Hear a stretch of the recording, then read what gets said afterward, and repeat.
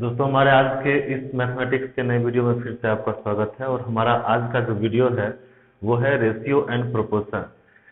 ये video SSC, CGL, railway, banking और any other state government या डीएसएसबी हो गया, दिल्ली के किसी एसआई हो गया, ऐसे कोई भी एग्जाम जिसमें अर्थमेटिक का पोर्शन हो, उस सभी एग्जाम्स के लिए ये बहुत ही इम्पोर्टेंट टॉपिक्स को लेते हुए टाइप वाइज हमने क्वेश्चन को करवाने की कोशिश की है।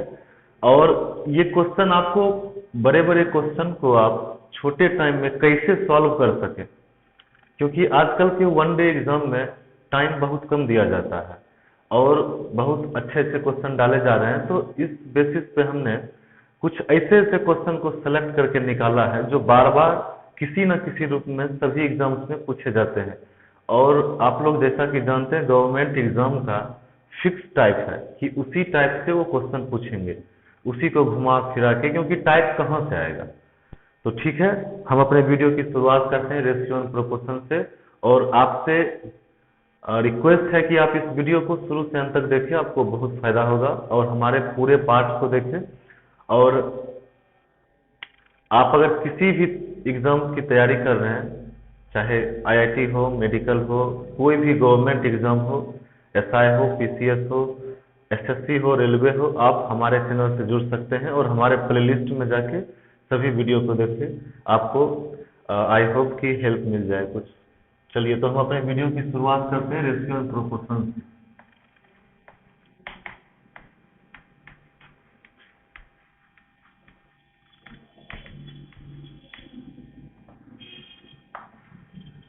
तो हमारा जो आज का वीडियो है वो है रेशियो एंड प्रोपोर्शन पे। सबसे पहले रेशियो क्या होता है? Ratio is a simplest form of fraction या रेशनल नंबर, जिसे हम रेशियो, जैसे कह दिया आपको 2/3, ये p/q के फॉर्म का है। ये एक रेशनल नंबर भी है और ये एक फ्रैक्शन भी है। इट मीन्स इसको अगर रेशियो के फॉर्म में लिखा जाए तो ये 2:3 हो जाएगा। रेशियो हैव नो यूनिट्स, किसी भी रेशियो के पास कोई यूनिट्स नहीं होता। रेशियो हमेशा एक सिंपलेस्ट फॉर्म में रहेगा। सिंपलेस्ट फॉर्म कहने का मतलब उसको तब तक हम लोग कैंसिल आउट सिंपलेस्ट फॉर्म में लाते रहेंगे जब तक कि उसका एक भी डिवाइजर ना रहे। ठीक है, तो हम लोग अब बात करते हैं रेशियो के पास यूनिट कैसे नहीं होता है। सपोज हमें ए एक कोई ऑब्जेक्ट है जिसका वेलोसिटी 5 किलोमीटर पर आवर दिया हुआ है, और बी एक कोई ऑब्जेक्ट है जिसका 20 किलोमीटर पर आवर दिया हुआ है। अब हमको कह रहा है फाइंड ए रेशियो बी। अगर हम ए रेशियो बी करेंगे, इट मीन्स हम 5 kilometre per hour ratio 20 kilometre per hour करेंगे। It means kilometre per hour, kilometre per hour, 5 1 जा 5, 5 4 जा 20, 1/4, 1/4 आ गया। कहाँ है यूनिट? तो इस तरह से हम कह सकते हैं कि किसी भी रेशियो के पास कोई यूनिट नहीं होता। अब हम थोड़ा कुछ एप्लीकेशंस पे चलते हैं, रेशियो के कुछ एप्लीकेशंस पे। जैसे पहला एप्लीकेशन जो हमारा है वो है कंबाइन रेशियो। हमारा फर्स्ट एप्लीकेशन जो है वो combine ratio.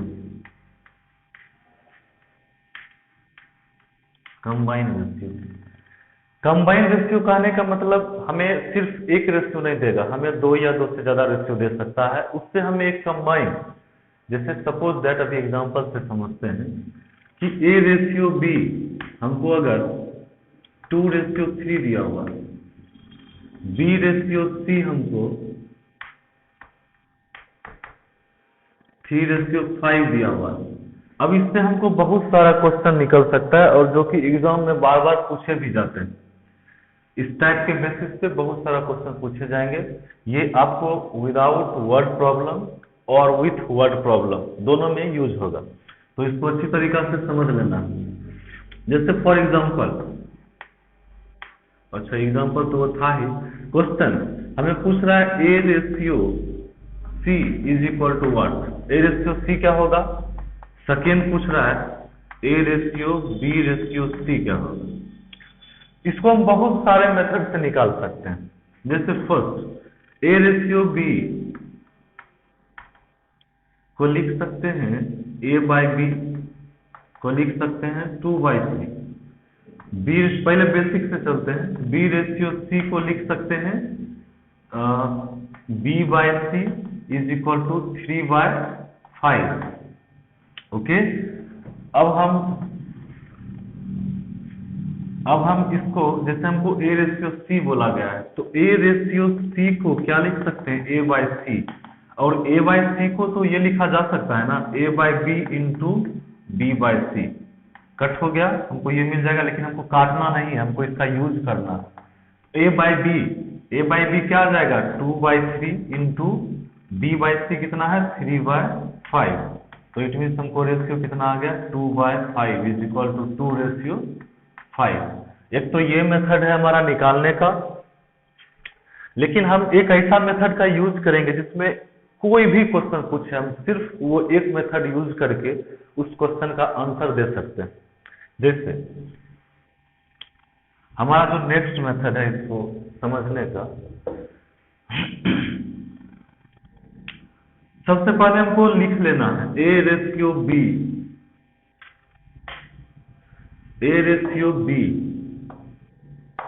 Is equal to 2/3 दिया हुआ है। ओके, फिर दिया हुआ है b ratio c is equal to 3/5। इसका ये रूल है,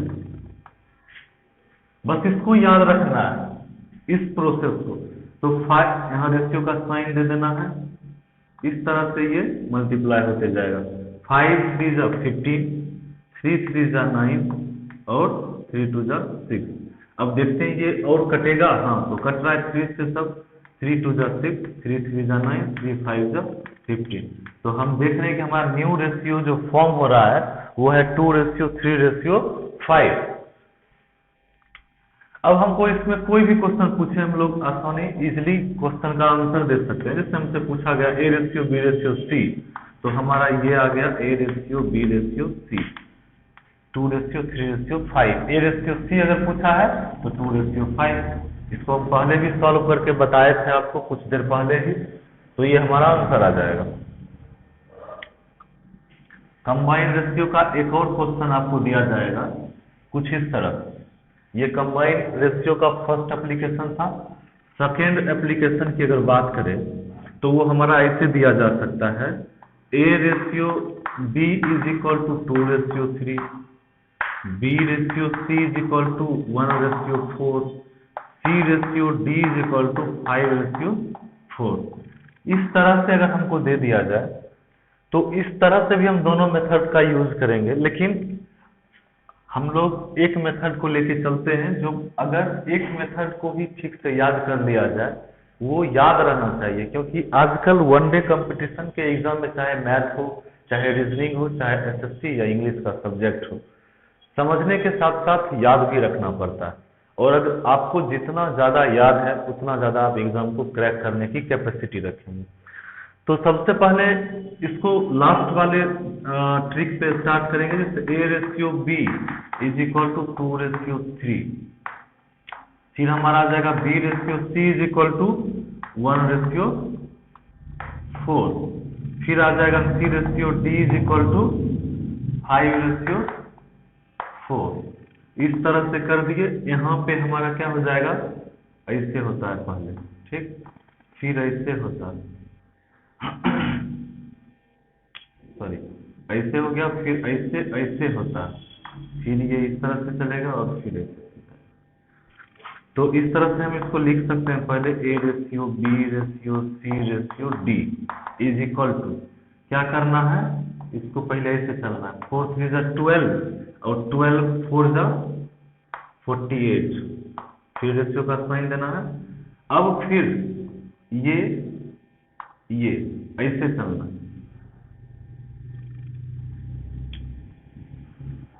5 रेशियो था ना, 3 रेशियो, हाँ।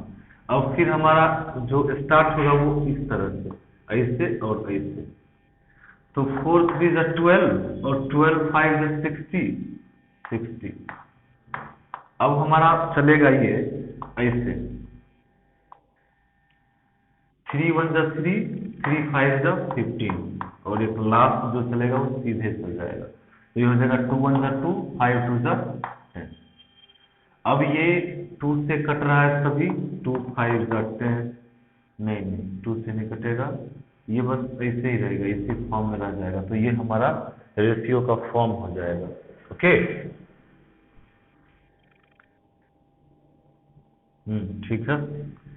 इस तरह से हम इस फॉर्म को भी निकाल सकते हैं।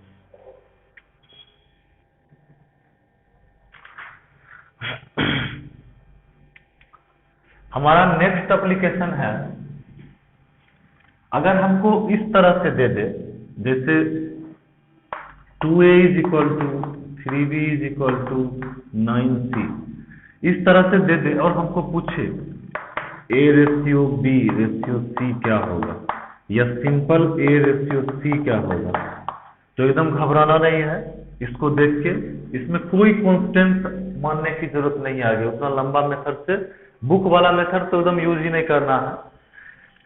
और इसको हम लोग, इसका एक ट्रिक क्या है कि जैसे अगर हमको a का रेशियो निकालना है, suppose we have to find the ratio of a, तो first of all we have to do multiplication of 9 into 3, मतलब इसको समझना है कि है ही नहीं, और इसके अलावा जितना भी कांस्टेंट नंबर है उसका मल्टीप्लाई कर देना। 9 3 जा 27।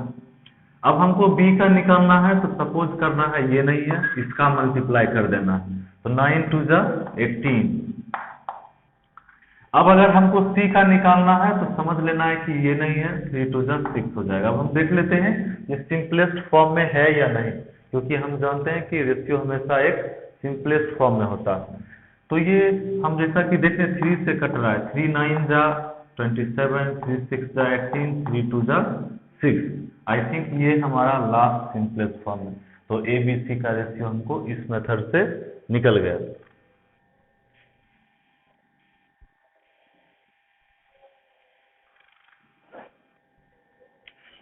चलिए, ये हो गया। अब हमको क्वेश्चन कुछ इस तरह से दे सकता है, a/3 ratio, b/4 ratio, c/8। अब हमको पूछा जाए कि इसका रेशियो क्या होगा। इसका रेशियो इजिली एकदम याद रखना है कि नीचे वाला जो हो जाएगा, क्योंकि ये ऐसे भी हम रेशियो का जो फॉर्म लिखते हैं तो a रेशियो नीचे में लिखा जा सकता है। तो इस आधार पे भी हम समझ लेंगे कि a ratio, b ratio, c अगर हमसे पूछा जाए तो यही हो जाएगा, 3 ratio, 4 ratio and 8। This is the answer of this question. Okay, now अब हम चलते हैं आगे की तरफ। हमारा कुछ रेशियो का एप्लीकेशन इस तरह से भी रह सकता है, जैसे 2/3a ratio, 4/5b ratio, 3/9c। इस तरह का जब भी दिया जाए, इसका रेशियो अगर हमको निकालने के लिए कहा जाए तो सबसे पहले a ratio, b ratio, c लिख के इसको रिवर्स कर देना है। उसके बाद जैसे उल्टा होने के बाद 3/2 हो जाएगा रेशियो, 5/4 हो जाएगा, फिर 9/3 हो जाएगा। अब नीचे वाला जितना भी नंबर है उन सभी नंबर का एलसीएम निकाल लेना है। तो एलसीएम निकालने का जो तरीका है, 4 है, तो 4 को सबसे पहले हम लोग 4 को सबसे पहले आगे मल्टीप्लाई करते जाते हैं। 4 1 जा 4, 4 2 जा 8, और ऐसा मिनिमम मल्टीपल्स 4 का लेना है जो तीनों, मतलब ये तीनों जो है उसको डिवाइड कर दे, तीनों उसका फैक्टर हो जाए। तो 4 3 जा 12। 12 एक ऐसा नंबर है जिसको तीनों डिवाइड कर रहा है, उसी से हमको क्या करना है, मल्टीप्लाई कर देना है हर एक रेशियो में। 12, फिर 5/4 इंटू 12, फिर 9/3 इंटू 12, 2 6 जा 12, 4 3 जा 12, 3 4 जा 12। तो हमारा रिक्वायर्ड रेशियो जो बन गया 6 रेशियो, 15 रेशियो 36। ये हमारा रेशियो आ जाएगा। ये साइड कट जाएगा 3 से, 3 2 जा 6, 3 5 जा 15 और 3 12 जा। तो हमारा रिक्वायर्ड सिंपलेस्ट फॉर्म वाला जो रेशियो है 2 रेशियो 5 रेशियो 12 आ जाएगा। तो इस तरह से हमारा कुछ एप्लीकेशन था कंबाइन रेशियो का, जो कि हमने कर दिया है। इतना अगर आप लोग कर लेते हैं तो एग्जाम में आपको इससे बाहर क्वेश्चन नहीं मिलेगा। इसी को थोड़ा घुमा के थोड़ा इधर करके कंसेप्ट क्लियर रहना चाहिए। अगर कंसेप्ट क्लियर है तो गारंटी है कि ये क्वेश्चन बनेगा ही, किसी भी टाइप का क्वेश्चन। और ये सब टॉपिक जो है सेलेक्ट करके निकाला गया है बहुत सारे एग्जाम्स को मद्देनजर रखते हुए। अब हम बात करते हैं प्रोपोर्शन की। प्रोपोर्शन क्या होता है? रेशियो का साइन इससे दिखाया जाता है और प्रोपोर्शन में डबल साइन दिखा दिया जाता है। तो प्रोपोर्शन, जैसे इसको लिख सकते हैं a by B is equal to C by D. Proportion के फॉर्म में इस तरह से किया जा सकता है। एक का वैल्यू बढ़ाएं, दूसरा का घटाएं, एक का बढ़ाएं, दूसरा बढ़ाएं। इस टाइप के क्वेश्चन में जनरली प्रोपोर्शन और रेशियो का यूज किया जाता है। प्रोपोर्शनलिटी कांस्टेंट पढ़े होंगे आप, इन्वर्सली प्रोपोर्शनल। तो इस तरह से यूज करना है अब आगे। जैसे हमारा पहला टॉपिक है मीन प्रोपोर्शन। प्रोपोर्शन का जो पहला टॉपिक है वो है मीन प्रोपोर्शन। इससे रिलेटेड बहुत सारे क्वेश्चन भी पूछे जाते हैं मीन प्रोपोर्शन को लेके। मीन प्रोपोर्शन, मीन प्रोपोर्शन कैसे निकालना है? जैसे हमें दो नंबर दे दिया है ए और बी, पूछेगा what is the mean proportion of this number. तो मीन प्रोपोर्शन बीच वाला नंबर तो रख लेते हैं। अगर ये प्रोपोर्शन में है इट मीन्स हम इसको x by A is equal to B by X लिख सकते हैं। इसलिए X square is equal to B A, इसलिए x is equal to A B. इसको हमने सिर्फ समझाने के लिए बताया है, बस इतना लास्ट का पॉइंट याद रखना है। अगर हमको कोई दो नंबर दे दिया जाए, कोई भी ए बी दे दिया, बोला जाए कि इसका मीन प्रोपोर्शन क्या होगा, तो सीधे रूट कर देना है इसका ए बी, वो हमारा आंसर आ जाएगा। ओके, मीन प्रोपोर्शन का ये क्वेश्चन हो गया। अब हम लोग चलते हैं थर्ड प्रोपोर्शन पे। जैसे हमको कोई ए बी नंबर दे दिया, हमको थर्ड प्रोपोर्शन पूछ रहा है, what will be the third proportion of this number. कुछ नहीं, बस प्रोपोर्शन कहा यूज करना है।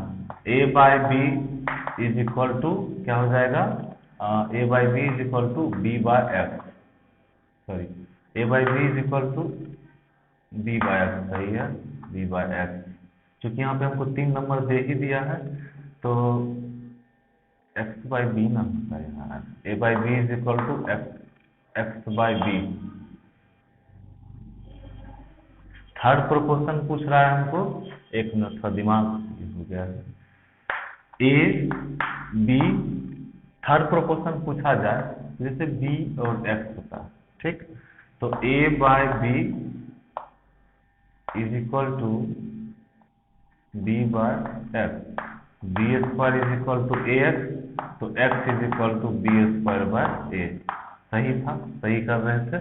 तो थर्ड प्रोपोर्शन जैसे पूछ रहा है तो इस तरह से हमको निकाल लेना है। कुछ नहीं, दो नंबर दिया रहेगा, थर्ड प्रोपोर्शन मतलब थर्ड प्लेस पे आएगा, एक्स हो गया, तो A by B is equal to B by X, cross कर देंगे तो B square is equal to A X, तो थर्ड प्रोपोर्शन हमारा क्या था, एक्स, तो X is equal to B square by A हो जाएगा। क्लियर? आई होप कि ये सब क्लियर हो गया होगा आप लोगों को। अब हम चलते हैं फोर्थ प्रोपोर्शन की तरफ। हमारा फोर्थ प्रोपोर्शन जो है वो है, अगर हमको कहे ए बी सी कोई नंबर दिया रहेगा इसमें और फोर्थ प्रोपोर्शन पूछेगा, तो फोर्थ प्रोपोर्शन पे हमको कोई भी नंबर कंसीडर कर लेना है, X Y Z P etcetera. तो इसको फिर वही हमारा प्रोपोर्शन वाला रूल लगाना है, A by B is equal to C by X, इसलिए A X is equal to B C, तो एक्स इज इक्वल टू क्या हो जाएगा, बी सी बाय ए। ये हमारा फोर्थ प्रोपोर्शन हो जाएगा। ओके,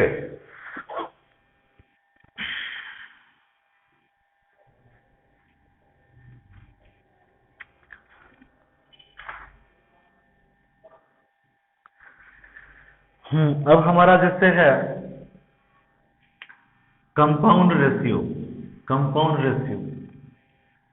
कोई भी हमको कंपाउंड रेशियो इस तरह से दिया रहेगा, suppose A ratio B into B ratio C into C ratio D, इस तरह से दिया रहेगा और हमसे पूछा जाएगा इसका कंपाउंड रेशियो क्या होगा।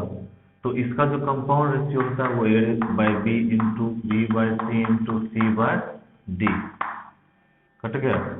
तो ये हो जाएगा A ratio D, A ratio D इसका कंपाउंड रेशियो हो जाएगा। ये क्लियर हो गया आप लोगों को। अब हम बात करते हैं हमारा जो इसका कंसेप्ट का जो लास्ट टॉपिक है वो है डुप्लीकेट रेशियो।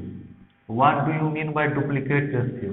अगर आपको कोई दो रेशियो दे दिया हो और हमको कहा जाए कि इसका डुप्लीकेट रेशियो क्या होगा, तो इसका duplicate ratio A square ratio B square हो जाएगा। सब डुप्लीकेट रेशियो पूछा जाए इसका क्या होगा? सब डुप्लीकेट। तो सब डुप्लीकेट रेशियो जो है इसका ये हो जाएगा root A ratio root B. अब है triplicate ratio, A by A B का ट्रिप्लीकेट रेशियो कहेगा ट्रिप्लीकेट रेशियो, तो ये हो जाएगा A cube ratio B Q.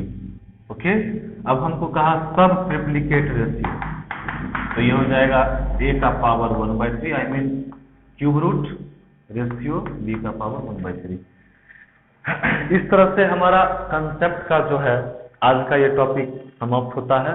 अब हम कुछ word problem question type wise question को लेके चलेंगे जो कि सभी एग्जाम्स में पूछे जाते हैं, और इस टाइप वाइज क्वेश्चन कर लेने से आपको किसी भी एग्जाम का, चाहे वो बीपीएससी हो, चाहे यूपीएससी का सीसेट हो, चाहे यूपी पीसीएस तक हो, या एसएससी सीजीएल पीटी और मेंस हो, आपको क्वेश्चन नहीं रुकेगा अगर इसका प्रैक्टिस ठीक ढंग से आप लोग कर लेते हैं तो। जैसे हमारा एक क्वेश्चन है हमारा 650 is distributed among A, B